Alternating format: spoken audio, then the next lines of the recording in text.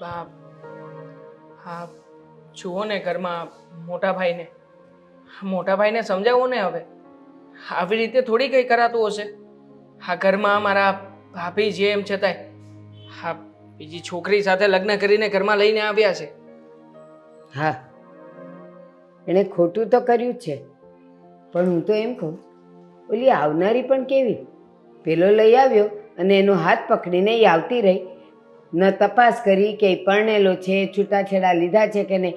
રોનકે એમ કીધું કે લગ્ન થઈ ગયા છે અને છૂટાછેડાય લઈ લીધા છે, એટલે બસ ન કાગળિયા જોવાના, ન કાંઈ તપાસ કરવાની, ન સાબિતી જોવાની, અને દોડી આવી બુદ્ધિ વગરની.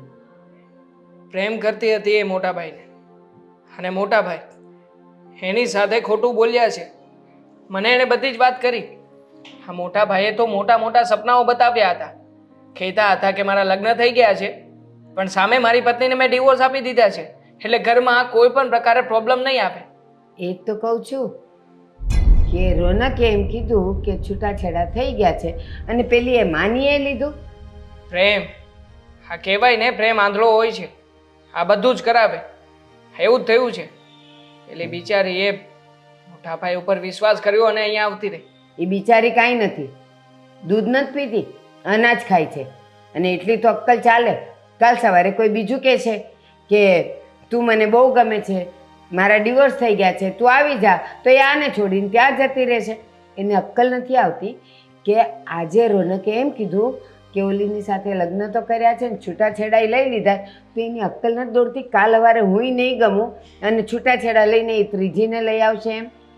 માની લઉં છું કે એ છોકરીની પણ ભૂલ છે, પણ તમે જ વિચાર કરો ને બા, ઘરમાં પોતાની પત્ની છે, આ પોતાનો પરિવાર છે, એમ છતાંય આ મોટા ભાઈએ જે કાંઈ પણ કર્યું છે એ ભૂલ નથી.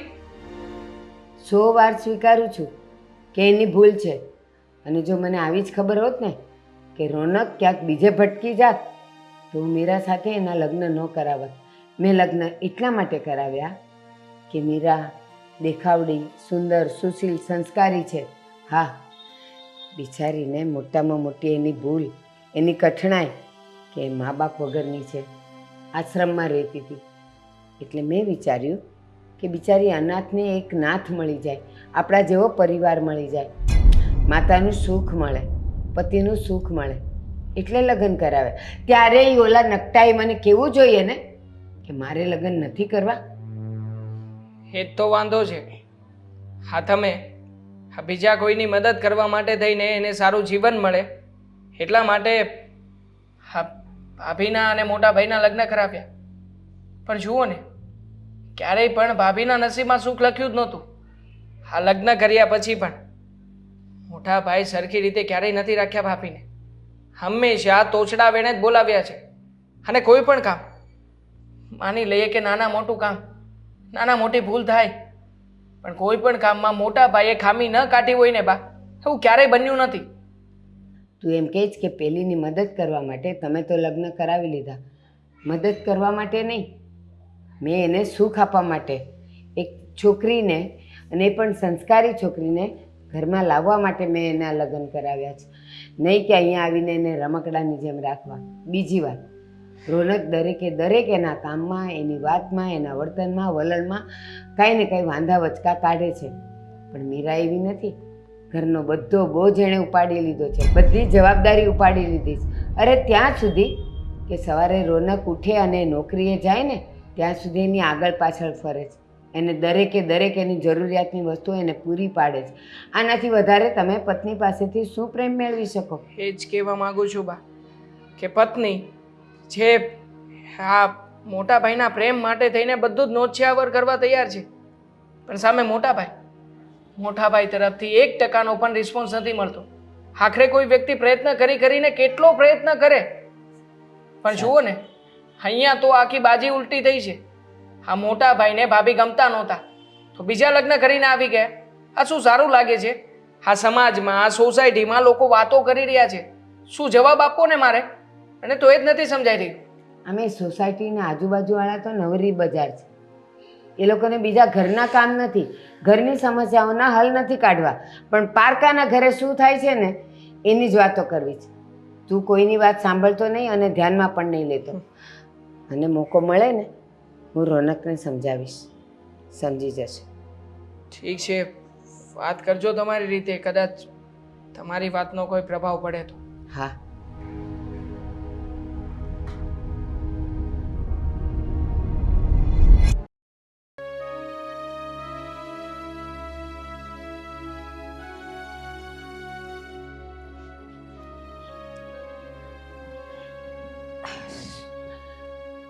રોનક, તને એવું નથી લાગતું બહુ મોટી ભૂલ કરી છે ને હાથે કરીને ઉપાધિને માથે બોરી છે?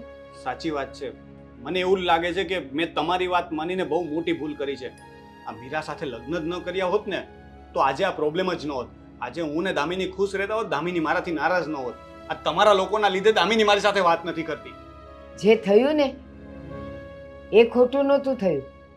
અત્યારે જે થાય છે ને એ ખોટામાં ખોટું છે. મોટામાં મોટી ભૂલ છે તારી. હજી એ મોડું નથી થયું, મૂક્યા હોય ને. અચ્છા, જે થઈ ગયું એ ખોટું નથી થયું. કોઈ વ્યક્તિના એની ઈચ્છા વિરુદ્ધ લગ્ન કરાવવા એ ખોટું નથી તમારા માટે. મને મીરા પસંદ નથી, મેં તમને પહેલા પણ કહ્યું હતું ને, તો તમે સમ આપીને, ખોટા વચનો આપીને મારી સાથેના લગ્ન કરાવ્યા, એ ખોટું નહોતું. હવે હું દામિનીને પ્રેમ કરું છું, એની સાથે લગ્ન કર્યા, તો એ ખોટું કઈ રીતે હોઈ શકે? તમે સાચા છો તો હું પણ સાચો છું, ને જો તમે ખોટા છો તો હું ખોટો છું. સારું, તને મીરા પસંદ નહોતી, માની લીધું. પણ કોઈ પણ વ્યક્તિની સાથે તમે રહેતા થાવ ને એટલે એની મેળે માયા બંધાઈ જાય, લાગણીઓ બંધાઈ જાય. જરૂરી નથી કે પહેલાં પ્રેમ કરો પછી લગ્ન કરો. અને હા, ખાલી તું મને એક વાતનો જવાબ આપ, મીરામાં ખોટ શું છે? દેખાવડી છે, સુંદર છે, સુશીલ છે, સંસ્કારી છે. ખાલી ને ખાલી એક જ ભૂલ છે એની કે માતા પિતા વગરની છે, આશ્રમમાં મોટી થયેલી છે. બીજું કાંઈ નહીં. એને પ્રેમ હૂંફની જરૂર હતી રોનક, અને આપણે એને અગ્નિની સાક્ષી અને સમાજની વચ્ચે અહીંયા લાવ્યા છીએ, તો આપણી કાંઈ ફરજ જ નથી. તમે કહેતા હોય કે સુંદર હોવું અને દેખાવથી જ બધું થઈ જતું હોય, તો તમે ઘણી વખત ન્યૂઝ ચેનલમાં જોતા હશો કે પિક્ચરના હીરો હિરોઈન પણ છૂટાછેડા લે છે. તો એ લોકો તો બહુ દેખાવડા હોય છે, તો એ લોકોને શું કામ છૂટાછેડા લેવા પડતા હશે? કહો. પૈસા. પૈસા. લગ્ન પણ એટલા માટે જ કરે છે કે આની પાસે કરોડો રૂપિયા છે અને એ એકલો જ એનો વારીસ છે. એટલે હમણાં લગ્ન કરું અને જેવો સમય જાય એટલે એની પાસેથી હું પૈસા પડાવી લઉં. એ લોકોને રૂપ રંગનું કાંઈ નથી હોતું. અરે એ લોકોને તો સમાજમાં ઇજ્જત જેવું કાંઈ નથી હોતું. તમે હવે છે ને બરાબર મારી વાત સાંભળી નહીં.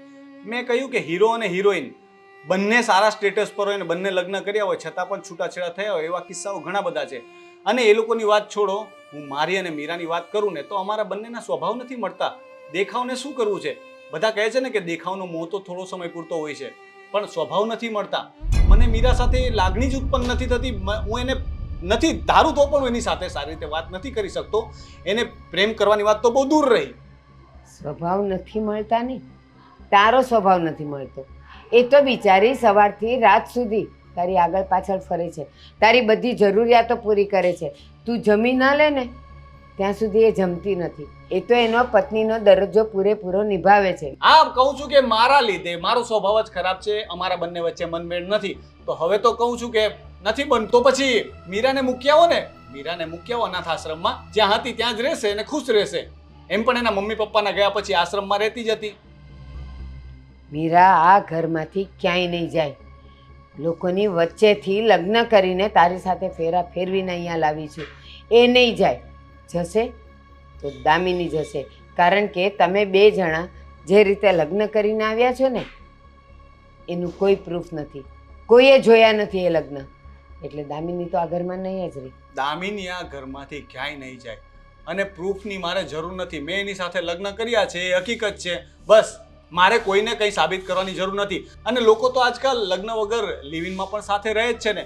તમે એમ માની લો ને કે અમે લિવિનમાં છીએ, તમને જે રીતે ફાવે એ રીતે તમે લઈ શકો છો. પણ એક વાત ફાઇનલ છે કે આ ઘરમાંથી જો જશે ને તો એ મીરા જ જશે. દામિની આ ઘરમાંથી ક્યાંય નહીં જાય.